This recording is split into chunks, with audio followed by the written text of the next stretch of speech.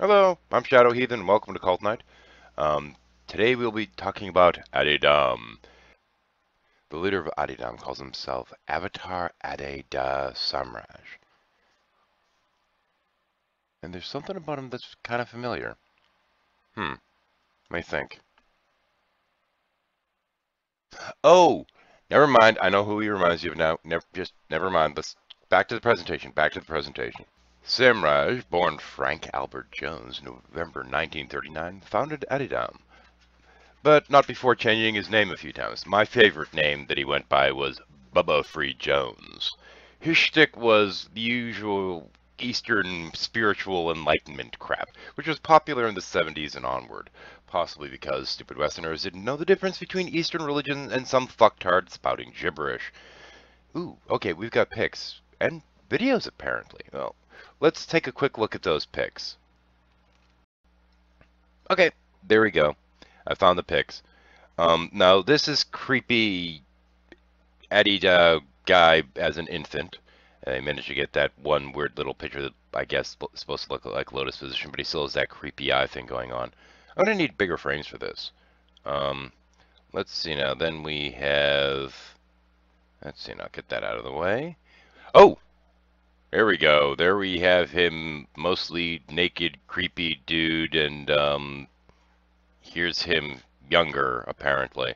Now, the question is, are we talking about him during this stage of his life, or... I'm going to have to do a screen region for this one. Or at this stage of his life, here we go, gotcha, that he ended up getting in a little bit of legal trouble. It could have been either, I'm not really sure. But okay, let's get Creepazoid off the screen. I'm tired of looking at him. Okay, well, I'll continue with this. I'm going to play one of their videos. Yeah, there's no real audio, but I'm going to put it up there just because it's kind of creepy.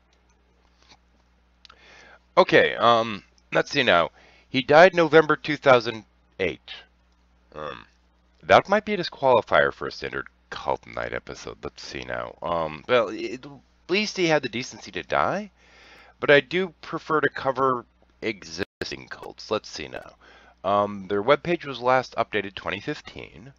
Adidam is a trademark of the Avataric Samrajya of Adidam. They've had gatherings as recent as November 2014. I guess it still counts. That is a kind of crappy video. It's kind of creepy to get music playing and just have him kind of trying to look all mystical and shit. It's a different matter when they actually have him talk. All questions, all your questions are self-caused, or caused by your own presumption, your own self-contraction, your own apparent separation from the very condition in which you are arising.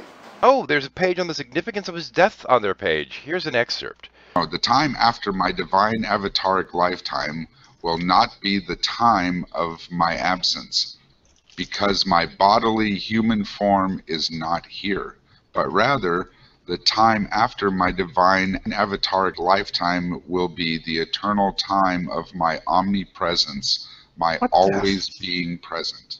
What is that fucking word? Avataric. Its root word is... Avatar! What the fuck?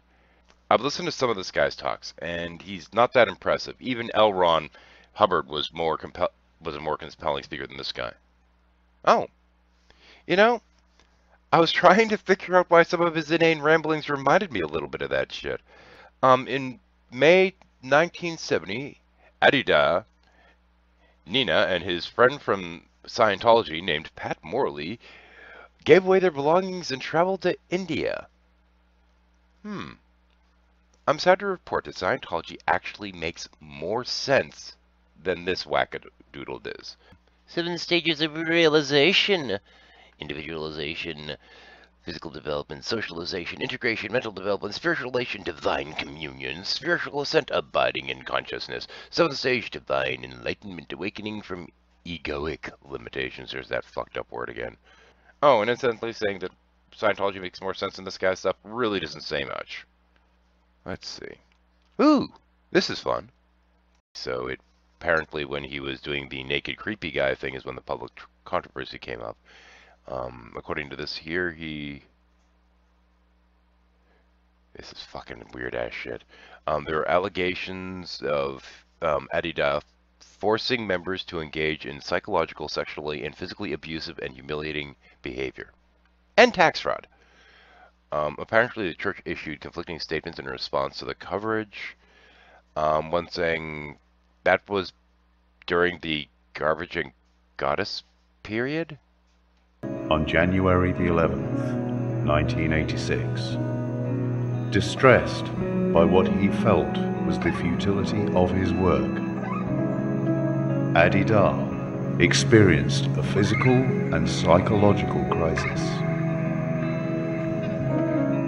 Doctors diagnosed exhaustion and stress, but he afterwards described it as a death and resurrection.